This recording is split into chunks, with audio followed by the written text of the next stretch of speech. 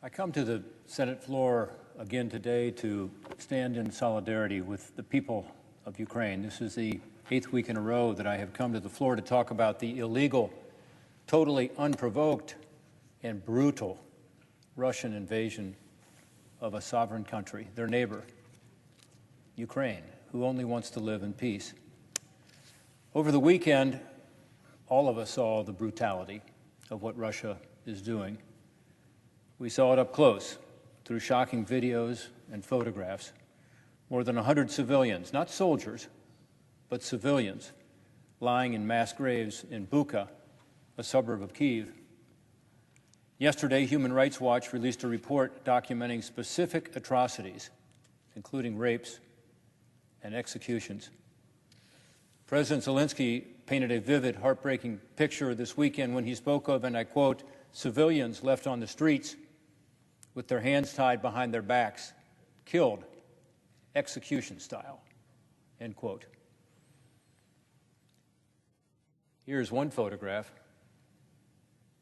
of the shocking scenes we saw over the weekend of civilians left in the streets as the Russians pulled out of Bucha. But it's happening all over Ukraine. These kinds of human rights abuses and war crimes. The administration called for an investigation into war crimes on Sunday. That's good. Of course these are war crimes. The United States must press other countries and must be persistent to ensure that a tribunal is established, that these war crimes are prosecuted and people are held accountable. Last week, Senator Dick Durbin and I, as co-chairs of the Senate Ukraine Caucus, organized a meeting with 4 members of the Rada, which is the parliament in Ukraine. We were also joined by the Ukrainian ambassador to the United States, Oksana Makarova. These women told us of the human toll in this fight, which they described as a fight between good and evil, between tyranny and democracy. They talked about the fact that Ukraine can be a symbol for victory of the West if we support them more and if we help them win. One of the members of Parliament described for us the scenes from Mariupol, the massive shelling and bodies lying in the streets there too because it's too dangerous to go out to recover them. One parliamentarian told us of being separated and often out of touch with her husband, who is in harm's way with the Ukrainian military. Well, she's here telling us these stories to encourage us to do more. One said that there are 30 Russian soldiers living in her grandmother's house. They forced her out into the bitter cold. They all told us with anguish and urgency what needs to happen. More sanctions, more military assistance, more quickly. One of them said, and I thought this was well put, freedom has to be armed. Freedom has to be armed. I agree. I believe Ukraine can be victorious if the United States and our allies, especially the Europeans, help them to be victorious. And that means helping them more. They're fighting with heart, and though badly outnumbered, making progress in key parts of the country. We've seen this in the region around Kyiv, where they're pushing Russians out. This is the time to redouble our efforts to help ensure victory. It's now been 38 days since Russia's assault began. Russia is also now trying to redefine their objective, saying that it was never their intention to seize Kyiv and the other major urban centers. Of course, we know that's a lie. They tried very hard to seize Kyiv. They just weren't successful because the Ukrainians fought back so valiantly. So we need to watch the Russians' actions, not their words. And their actions in the south and the eastern part of the country are that they continue to bomb, and bomb civilian targets. The most important reason Ukraine is winning these battles is, of course, the fighting spirit of the men and women of Ukraine, the patriots who are taking the fight to the Russians on the battlefield. They're well trained, and we in the West are part of that. For the last 4 years, this body, the United States Senate, has provided funding to help train Ukrainians, and it's been very helpful. but they're also motivated to defend freedom, to defend their homeland, to protect their families. And there's no substitute for that kind of fighting spirit. And that's what the Russians are finding. We can also see the complete disregard for the rules of war by the Russian forces, including, most recently, in their actions in Mariupol. The words children in Russian were clearly emblazoned on a theater where young people took shelter. The letters were large enough to be seen from the sky to deter bombs. We probably saw that. You had a theater, and then on the outside, these huge words saying children in Russian. Yet the Russians bombed this theater.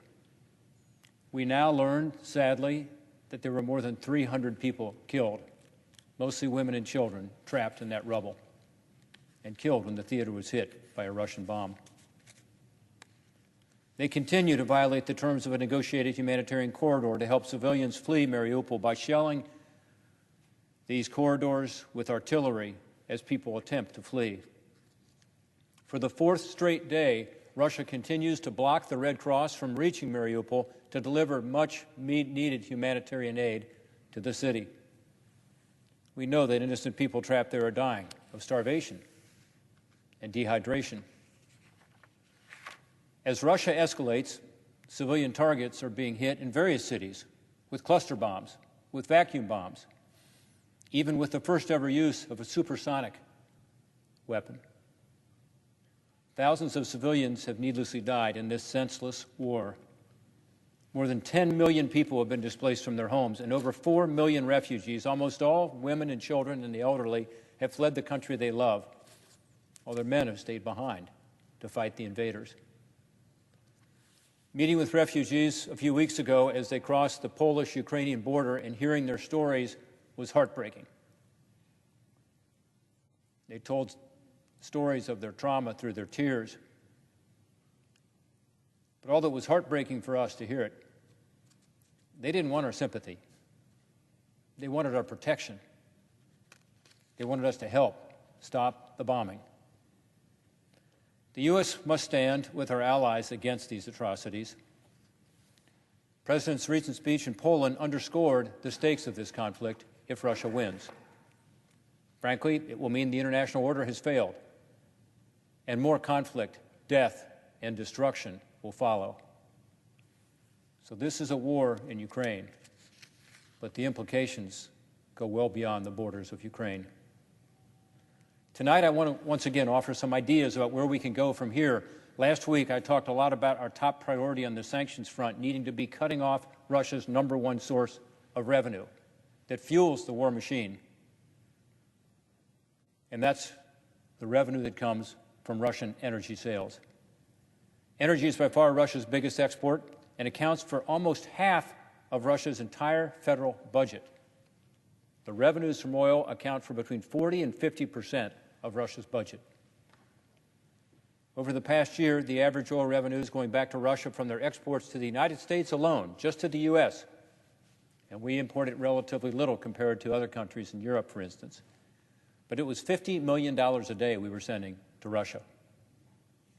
Under pressure from Congress, the administration reversed course and supported blocking Russian oil, natural gas, even coal imports into the United States. Thank goodness. It made no sense for us to be helping fund the Russian war effort, especially when we have our own resources here that are actually cleaner resources that we need to provide access to. I welcomed the President's announcement in Poland last week of the creation of a joint U.S.-European Union task force to reduce Europe's dependency on Russian energy and strengthen Europe's energy security. That agreement is a good step forward. I'm glad that we agreed to do that and got the Europeans to sign up to this agreement. But to make it work, to make it actually happen, we've got to support domestic energy producers here as a means of supporting our national security. Especially with this Russian invasion, the importance of the United States having an all-of-the-above, robust approach to power our nation, which includes fossil fuels, carbon capture technologies, hydrogen, renewables, and nuclear power cannot be overstated. As a practical matter, if we want to stop the revenues going from Europe, the billions of dollars, to Russia to fund this war machine, we are going to have to change our policies here in America to provide more American liquefied natural gas to go to Europe. That's what the agreement calls for. But we are going to have to change policies to make that happen so that American energy can substitute for Russian energy. Unfortunately, we aren't off to a really good start of late. The President just sent his FY 2023 budget request to Congress, and among the proposals are the elimination of important tax provisions used by our domestic producers, including oil and gas, like the deduction for intangible drilling costs, or IDCs, which allows natural gas and oil producers to deduct costs that are necessary for the drilling and preparation of wells. Taxpayers deduct their costs of doing business. IDCs are one such cost for energy companies. Short-sighted proposals like these will serve to discourage domestic energy production at a time when we need to encourage it to help in this war effort. Unfortunately, the administration has consistently sent a message to American energy producers that one of their goals is to phase out the use of fossil fuels and make it more difficult, even now, by stifling production. This rhetoric, combined with actions like canceling the Keystone XL pipeline, billions of dollars have been invested in it, suspending new leases on federal lands and waters, and redefining things like the waters of the U.S. or WOTUS to make energy permitting harder. These things have led to uncertainty and less investment in the oil and gas industry. We need to reverse that. Again, along with renewables, there's room for all. An important initiative to build our domestic energy infrastructure is also part of the answer. We need more pipelines and we need more LNG export facilities. And that requires streamlining the federal permitting process. Historically, it can take a decade or more for the federal government to issue permits to build pipelines. We have a law called Fast 41, which improves the permitting process for big projects by requiring agencies in the federal government to work together to set out a plan and a timeline for permitting projects.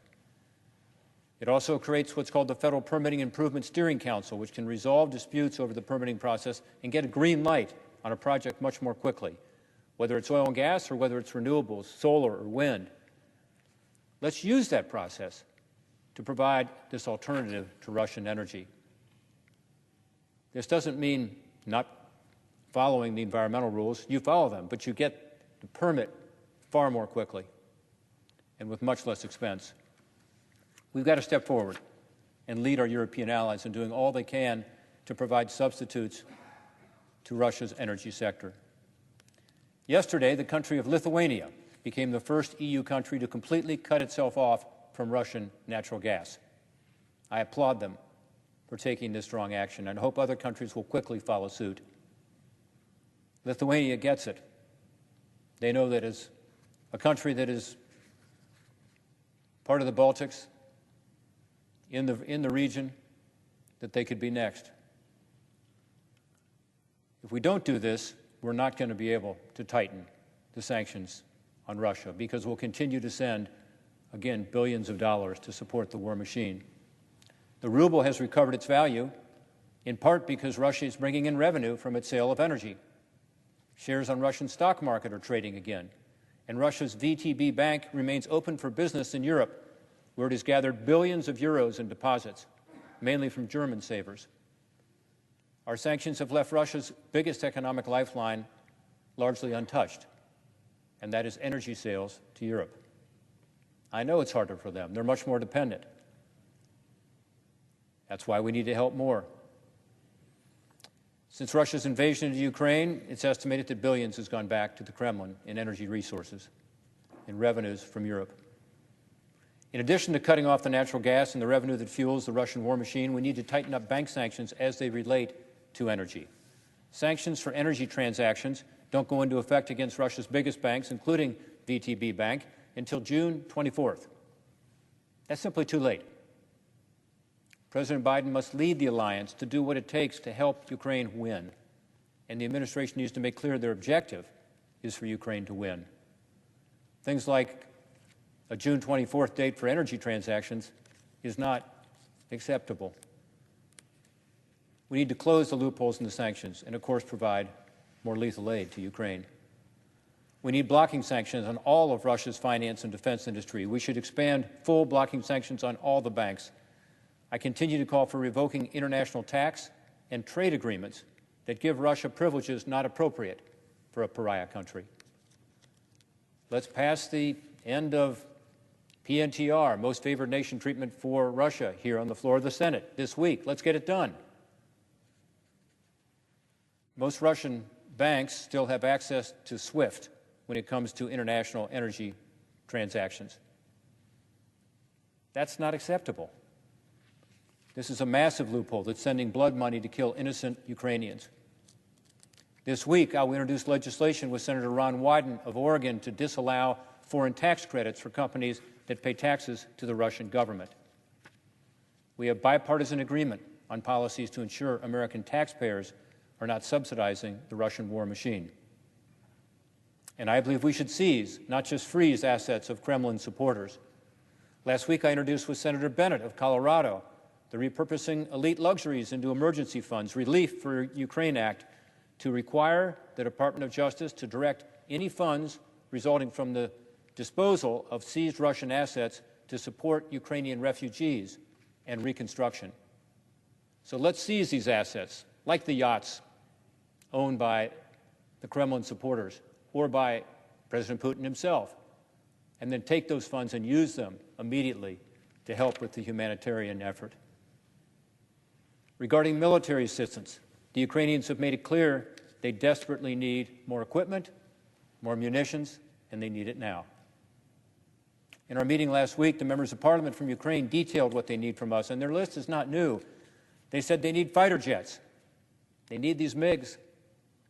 And they appreciate the Stinger missiles that have been effective for lower altitude planes and helicopters, but they don't understand why NATO and the U.S. are blocking other Soviet-era military equipment to be able to help them. They want these surface-to-air missiles to be able to strike long-range Russian artillery and high-altitude rockets that are currently raining down on their cities and killing civilians with impunity. This is not too much to ask. We've got to find ways to send them these long-range air defense systems. Our Eastern European neighbors have S-300s and other systems the Ukrainians know how to operate. We may have some ourselves. Let's reposition our Patriot missiles in those countries in Eastern Europe so that they can then send their old Soviet-style systems to Ukraine that the Ukrainians know how to operate. It has now been weeks since our Secretary of Defense stood with our NATO ally, Slovakia, and the Slovakian defense minister said Slovakia was ready to transfer S-300 missile defense systems, which the Ukrainians can operate, quote, immediately, end quote. Let's do it. Compared to what the Ukrainian forces have now, more S-300s could cover more ground and intercept incoming aircraft and missiles. The bureaucratic red tape delaying the S-300 transfer is costing innocent lives every day. We must also find ways to quickly provide Ukraine with more armed drones, such as the Turkish TB2 and one-use loitering munitions, which the Ukrainians know how to use and have been effective on this battlefield. 3 weeks ago, it was announced that we were sending 100 so-called Switchblade loitering munitions. These are so-called suicide drones, one-use drones, but they can be used to destroy an armored vehicle or another target. 100 will go very quickly. We should send more, and we should send bigger drones, which we have in our inventory. They could be effective against tanks, effective against ships. They've been asking for help across the board that is not yet delivered. They've been asking for tanks, more anti-ship systems to fend off missiles from the Black Sea, more equipment to clear Russian mines. On tanks, they know how to operate the Soviet-era T-72 tanks that are in the inventory of many Eastern European countries. Let's facilitate those transfers. We can do more, and we should do more. Not weeks from now, but now. They are not asking for us to fight for them, but they are asking for us to provide them the tools to be able to defend themselves. There should be no gap in our weapon transfers, and we should continue to lead We need to not just organize our NATO allies, which we've done a good job at, in my view, but now help to lead our NATO allies in providing more support and coordinating the support from those countries. I also believe that both Ukraine and Georgia should be given what is called a membership action plan, which is the next step toward NATO membership. It doesn't make them parts of NATO, but based on the actions of the Russians and the fighting spirit of the Ukrainians, I believe more strongly than ever that it would put Russia on notice that these countries are on the road to faster membership because of what Russia has done. Some may ask why a senator from Ohio would care about what's going on in Ukraine. Well, we should all care. This is about the fight for freedom. This is where it's being engaged in our generation, at our time. I also happen to have tens of thousands of Ukrainians who call Ohio their home. These Ukrainian Americans are friends of mine. They're constituents of mine.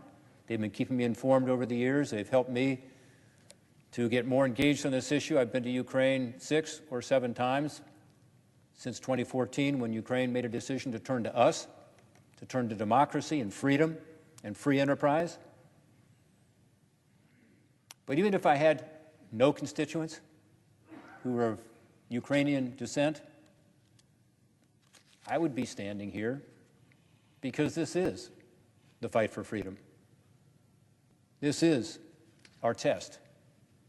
Are we going to stand against tyranny and for freedom at a time when these terrible atrocities are being committed?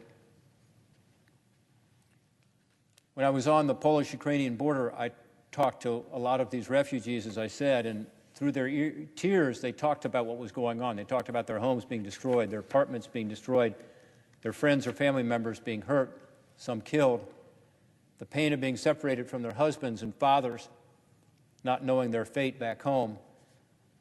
By the way, they all want to go home. They all want to go home, desperately. They pleaded for us to do more to stop the missiles, and they all said, please, protect the skies.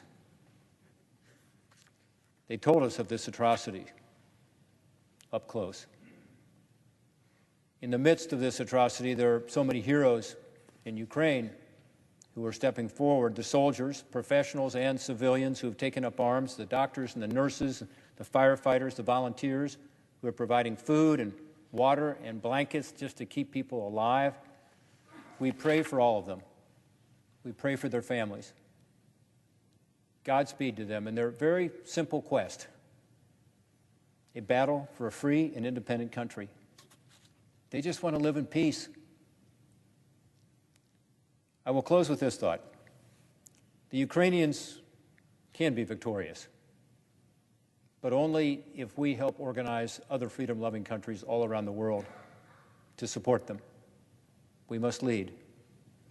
One of the members of Parliament said it best, I think, when she said she hears all the time, we are all Ukrainians. We are all Ukrainians. And I think that's a good sentiment. But she said, if that is so, then we must be like Ukrainians, meaning we must be brave, creative, and fast. Her point was, we need help. We need it now. Be creative. Figure out a way to get those tanks there, to get those more powerful drones there, to get the planes there that they need, to get the humanitarian assistance that they need desperately in Ukraine, into these cities. Be brave. Be creative. Be fast. So I urge my colleagues in the administration and the world, let's help Ukraine actually win this war. That's now possible. It's a time for us to redouble our efforts and to be brave, creative, and fast. I yield back my time.